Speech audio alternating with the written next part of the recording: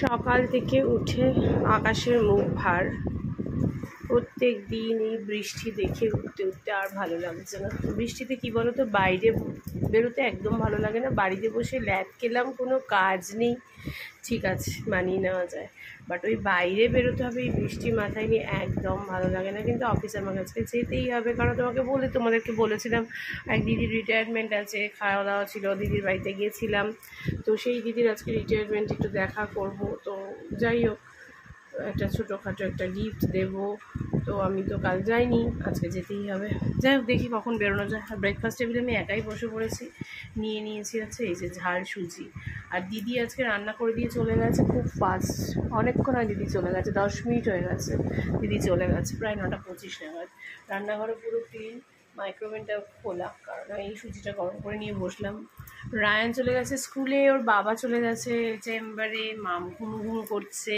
আর দিদি আজকে রান্না করেছে যে ঢ্যাঁড়স ভাজা, আলু ভাজা, ভেতরে ডাল আছে, মাছের ঝোল আছে, কচু বাটা আছে, অনেক কিছু আছে। আর ভাত তো ম্যান্ডেটারি করতেই হবে। আর এদিকে করেছে কুমড়ো আলুর তরকারি আর পরোটা। এটা হচ্ছে কালকের টিফিন, এটা হচ্ছে আজকের টিফিন। দিদি কুমড়ো আলুর তরকারি আর পরোটা খেয়েই গেছে, কারণ সুজিটা একটু কমই আছে। আমি যতটুকু খাবো। আবার প্রচণ্ড পেটে ব্যথা হচ্ছে, গ্যাস ফর্ম করে গেছে, হয়তো কালকে খাওয়া দাওয়ার ভীষণ অনিয়ম হয়েছে। তো এখন গ্যাসের ট্যাবলেট খেয়েছি, খেয়ে আমি এটা একটু খাবো, পেট ভর্তি করেই খাবো। যেটুকু থাকবে মাম খাবে, আর যদি মাম একটা পরোটার তরকারি খায় খেয়ে নেবে। দেখো কীরকম জোরে বৃষ্টি পড়ছে, দেখতে পাচ্ছ? একদম ভালো লাগছে না এই বৃষ্টিটা মাথায় নিয়ে যেতে। তো যাই হোক, কিছু করার নেই। চলো এখন একটু তাড়াতাড়ি করে খাওয়া দাওয়া সারি, একটু রেডি হই, তারপরে আসছি। কটা বাজে মাম? কালকে নাকি তুই সঙ্গে সঙ্গে ঘুমিয়ে পড়বি রাত্রিবেলা একটা সিরিজ দেখেই, তারপরে 10টা-20তে ঘুম ভাঙলো। আমার তো কিছুদিন পরে কলেজটা শুরু হয়ে যাবে, যখন হয়ে গেল আবার সেই 6টা-5টার সময় উঠতে হবে আমাকে। তার জন্য এখন সব ঘুম পুষিয়ে নিচ্ছিস? তাই করতে হবে। যাই হোক, 10টা-20 বাজে, একটু দেরি হয়ে গেছে, কিছু করার নেই। সব কিছু এই মেলে টেলে দিতে গিয়ে জামা কাপড় ওরা দেরি হয়ে গেছে, বৃষ্টি তো পড়েই চলেছে। মামের মতো মাম ব্রেকফাস্ট ঢেকে রেখে গেছি, মামের মতো খাবার খেয়ে নেবে। রান্নাঘরটা ক্লিনই আছে। বাইরে বাসন, মাম প্লাস্টিক এখানে বার করে রেখেছে, ওটাই বাস্কেটে পেতে দিবি। বাইরে বাসন আছে, দেখা ওই যে বাইরে বাসন আছে, ওগুলো রেখে দেবে, বিকেলে এসে গোছাবো। আর এই যে অনেক জামা কাপড় ছিল, কালকে মেশিন চালানো হয়নি না, এই জামা কাপড় মেলতে গিয়ে আমার আজকে দেরি হয়ে গেছে। তো যাই হোক, চলো এখনকার মতো টাটা। বাড়ি ফিরে আজকে ব্যবসার অনেকগুলো কাজ রয়েছে, তাই তো? ওগুলো নিয়ে বসবি তো? ব্যবসার কাজ রয়েছে, অনেক কাজ রয়েছে আজকে বাড়ি ফিরে। চলো এখন মতো টাটা, বাড়ি ফিরে তারপর দেখা হচ্ছে। গুড ইভিনিং সবাইকে। 7টা বাজে, 1 ঘন্টা হয়েছে বাড়িতে এসেছি। সমস্ত বাসনের ছড়াছড়ি ছিল এখানে, তোমাদেরকে বললাম না, এসে বাসন গোছাবো। সেই বাসন দুপুরবেলা মামকে মেজে রেখেছে, সেই বাসন, সমস্ত বাসন মুছে গুছিয়ে রেখে দিলাম।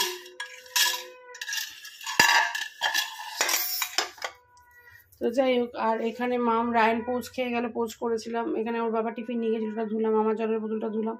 আর এই প্লেটটা শুধু আছে মাছবো। রায়ন বেরিয়ে গেছে, রায়ন আজকে বৌদির কাছে পড়া আছে, সায়েন্স পড়া, আজকে বৃহস্পতিবার। তাই রায়নের বাবা বেরিয়ে গেছে। রায়নের বাবারও এখানে চেম্বার থাকে, বৃহস্পতিবারটা একটু তাড়াই থাকে। তারপরে এসে যা হয়, রায়ন হাফ সন্ধে দিয়ে গেছে, এখন মাম পুরো সন্ধেটা দিচ্ছে। এসে যা হয়, এসে এই যে জামা কাপড় ভর্তি ছিল, দেখিয়েছিলাম কিনা মনে নেই, মুখে হয়তো বলেছিলাম, সেই জামা কাপড়গুলোকে পুরো ভাঁজ করলাম এসে। এখন এই প্যান্টটা শুধু ভেজা আছে, আর সব ভাঁজ করে ফেলেছি। আর এইখানে সমস্ত আগের দিনের যা জিনিসপত্র নিয়ে আসলাম বিজনেসের সব রয়েছে। এবার দেখি কিছু ছবি তুলবো। আর এখানেও কিছু জিনিস রয়েছে, এগুলোকে সব গুছিয়ে জায়গা ফিটিং করতে হবে, সাইজ করতে হবে, নাহলে হবে না। চলো এখন ব্যবসার কাজপত্র নিয়ে বসবো। তার আগে একটু গ্রিন টি খাবো একটা বিস্কিট দিয়ে, কারণ খিদে পাচ্ছে। আর আজকে আসার সময় দেখবে কি হয়েছে, হাত থেকে হঠাৎ করে ডিসব্যালেন্স হয়ে এমনভাবে ফোনটা পড়ে গেল যে এই যে ফোনের স্ক্রিন গার্ডটা পুরো এখান দিয়ে ফেটে গেছে, আর এটা পুরো হাতে ঢুকে যাচ্ছে, চচ্চর করছে। এই তো রাজবাড়ার সামনে পুজোর সময় জামাটাও ফেটে গেছে অনেক। জানি না এখন, আমি তো ভেবেছিলাম পুজোর সময় একেবারে করবো। জানি না, ওটা তো কি বলতো, হাতে লাগলেই তো কেটে যাচ্ছে, এটা কেমন অদ্ভুতভাবে জ্বালা করছে কেটে গিয়ে। না এই ঘরে এসি না চালিয়ে পারবো না। চলো এই কাজগুলো সারি, তারপর ব্যবসার কাজ নিয়ে বসি। এখন ব্যাক টু ব্যাক অনেক কাজ আছে। মাম গ্রিন টি করে দিই, ওই জিনিসপত্রগুলো গুছিয়ে রাখি। কর ব্ল্যাক কফি কর, যাই হোক কিছু একটা কর, কিছু একটা তো খাই, হয় ব্ল্যাক কফি নাহলে গ্রিন টি, এই সমস্ত করি। তুইও ব্ল্যাক কফি খেয়ে নি দুটো বিস্কিট দিয়ে। ও ঠাকুর স্বয়ং দিয়ে দিয়েছে মা। চলো এগুলো করে নিই, ব্যবসার কাজের ফাঁকে ফাঁকে যদি সময় হয় নিশ্চয়ই আসবো। এখন আমি আপাতত বিরতি নিচ্ছি, আমি বিরতিতেই ছিলাম, আবারও বিরতি নিচ্ছি। এখনো মামের সব ছবি তোলা হয়নি, মাম সব ছবি তুলছে। আর একে দেখো কি করছে, এই মেয়েটা মেয়েটা। আর এই যে এতক্ষণ গোছানোর পরে এখন জায়গা হচ্ছে না। কি করছে দেখো, কি করছে দেখো, কি করছো মামাম তুমি? আর তুমি এতক্ষণ কি বলছিলে? তোমাকে কি করে দিচ্ছে না মা? এদিকে সামনে আসো, এটা কি করে দিচ্ছে না মা? এদিকে সামনে আসো। কানফুটো করে দেয়নি? তুমি কানফুটো করতে চাইছো? হ্যাঁ, তারপর তারপর কি করবে কানফুটো করে? কি আলু ভাজা করবে কানফুটো করে? এটা কি কথাবার্তা? তোমার ঘরে কানফুটো করে তুমি আলু ভাজা করবে? তারপরে কাকে খাওয়াবে? আমাকে? ও বাবা, ও মামকে খাওয়াবে আর আমাকে খাওয়াবে। এই কীর্তন করতে করতে। হ্যাঁ, আর আর কি দেবে? বুঝেছো? এখন রান্নার ভিডিও দেখো, আর এগুলো একটু ইগনোর করো প্লিজ। এটা কি হচ্ছে? এটা কি হচ্ছে? হুম, আমার ছবি তুলে যাচ্ছে সব, তারপর একটা ছবি। হ্যালো এভরিওয়ান, গুড আফটারনুন দিয়ে এখন ব্লগটা স্টার্ট করতে হচ্ছে। আজ আমরা বুঝতেই পারছো যে আমি স্টার্ট করছি আজকে ব্লগটা। আজকে মা নেই, মানে কিছু এমার্জেন্সি কারণে দাদাই শরীরটা হঠাৎ করে খারাপ হওয়াতে মা ভোরবেলা বেরিয়ে গেছে, বাবা এসে খাওয়া দাওয়া করে কলেজে বেরিয়ে গেছে। এখন তোমরা দেখতেই পাচ্ছ বাজে 2টো সব। এখানে আমার আর রায়নের খাওয়া দাওয়া হয়ে গেছে। মা একেবারে দাদাইকে দেখে বিকেল মানে সন্ধে করে ফিরবে। দাদা এখন হসপিটালে ভর্তি আছে। আর এখানে সব বাসনগুলো তো আমি খাওয়া দাওয়ার পরে মেজেই রাখি।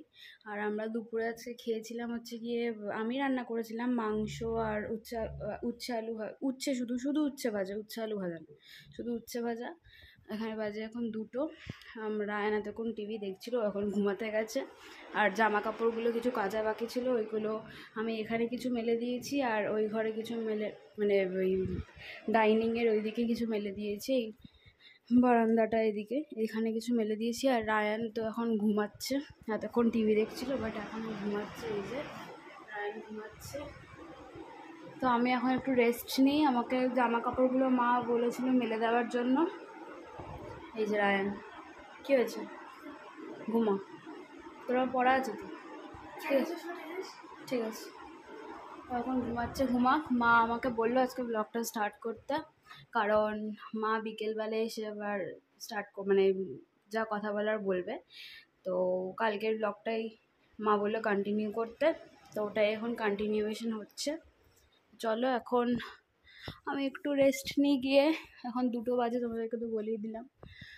সব মেশিনের কাভারটা পরিয়ে রাখতে হবে, কারণ এটা হয়ে গেছে, মেশিনের কাঁচা জামা কাপড় হয়ে গেছে। ফোনটা নিয়ে এখন আমি যাব একটু শুতে। তো চলো আবার মা আসুক, তারপরে মা এসে আবার কন্টিনিউ করবে ব্লগটা। এখানে স্বর্ণা একটু রাইস আর চিকেন দিয়েছিল, সবাই মিলে একটু টেস্ট করলাম, ওর বাবার জন্য রাখলাম। আর এই যে খেতাম না, এই যে মাংস আছে, শসা আছে, কচু বাটা আছে, উচ্ছে ভাজা আছে, আলু ভাজা আছে, এই দিয়ে ডিনার হবে। রাখ, বাজে 10:30। বাদ বাকি কথা আমি ফ্রন্ট ক্যামেরা করে খেয়ে তারপরে বলছি।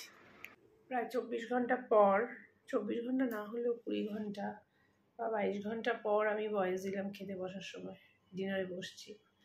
তো যাই হোক, কালকে যে লাস্ট আমি বলেছিলাম, তারপর থেকে নানান কিছু ইস্যুস হয়েছিল, বাবার শরীরটাও খারাপ করেছিল, নানান প্রবলেম ক্রিয়েট হয়েছিল বাড়িতে, যার জন্য ক্যামেরা অন করতে পারিনি। আজকে ভোরবেলা বেরিয়ে যেতে হয়েছে, বাবাকে হসপিটালাইজড করতে হয়েছে, ফোন নিয়ে যাইনি, সেরকম পরিস্থিতিতে ফোন নিয়ে যাওয়ার মতো পরিস্থিতি ছিল না যে আমি ফোন নিয়ে যাব, ব্লগে বলবো, ব্লগে জানাবো। আমার মাথায় ছিল কি কালকে আমি করিনি, ব্লগটা শেষ করিনি।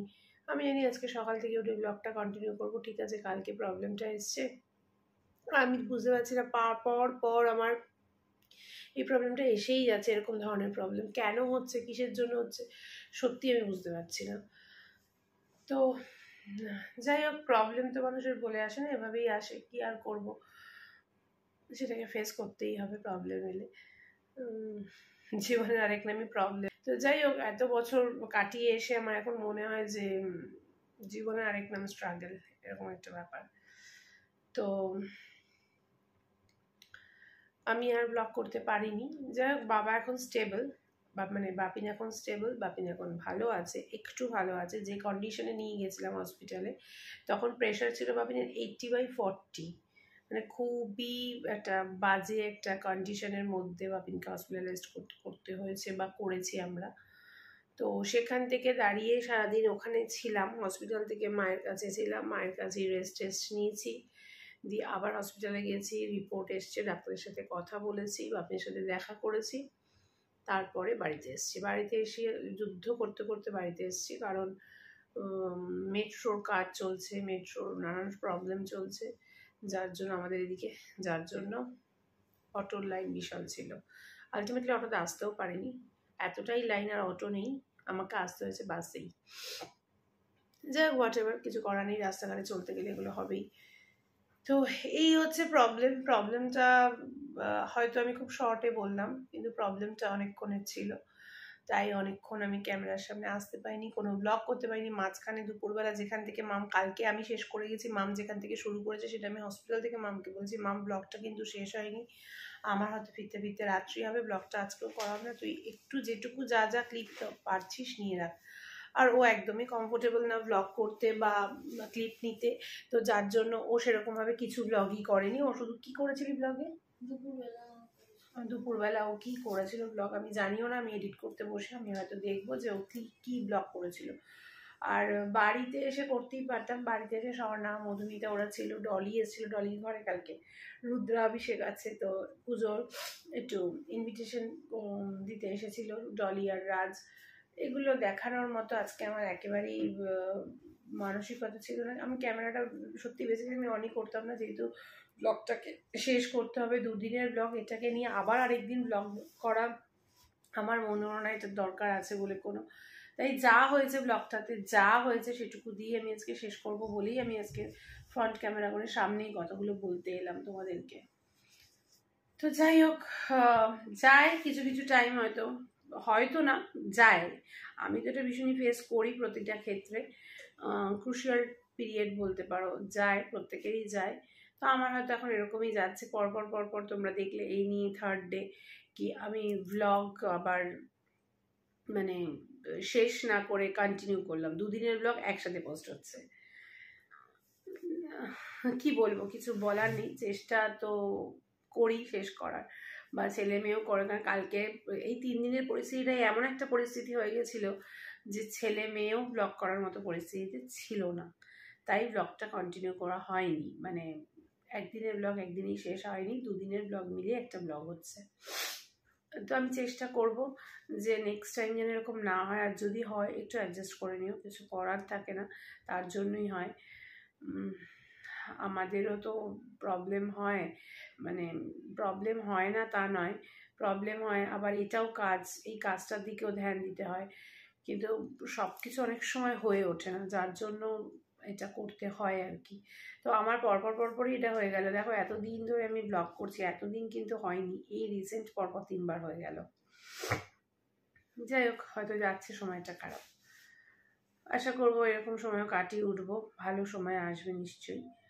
তো এক্সট্রিম লেভেলের টায়ার্ড, প্রচণ্ড ঘুম পাচ্ছে, ঘুমোতে যাব। রায়ান অলরেডি এই যে ঘুমিয়ে পড়েছে, মামও ঘুমোবে করছে, কারণ কালকে সকালবেলা উঠে যাওয়া আছে হসপিটালে, আমি যাব, মাম আর রায়ান মায়ের ওখানে থাকবে, আমি হসপিটাল থেকে মায়ের কাছে থাকবো, থেকে মামকে, রায়ানকে হয়তো বৌদি পড়িয়ে দেবে, বৌদিকে আমি বলেছি তাড়াতাড়ি করে পড়িয়ে দিতে, তাহলে ওর বাবা আসলে একেবারে আমি তো হসপিটালে আবার বিকেলবেলা যাবই, ওর বাবাও আসলে একেবারে আমরা দেখে টেকে 4 জনে একসাথে বাড়ি চলে আসতে পারবো।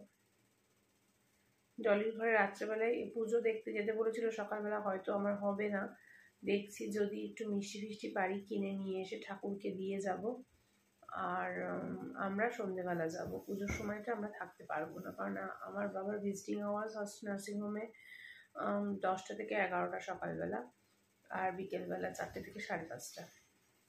তো 10টা বা 10:15, ম্যাক্সিমাম 10:30টার মধ্যে আমাকে হসপিটালে মানে নার্সিংহোমে পৌঁছতেই হবে। তো ওদের পুজো শুরু হতে হতে প্রায় 11টা 11:30 বাজবে, তাই পুজোটা হয়তো আমি দেখতে পারবো না। দেখার ইচ্ছে ছিল, বাট দেখতে পারবো না। সন্ধেবেলা হয়তো ওর ঘরে যাব। কি করব, কিছু করার নেই। ভগবানের জিনিস ভগবান না চাইলে হয় না।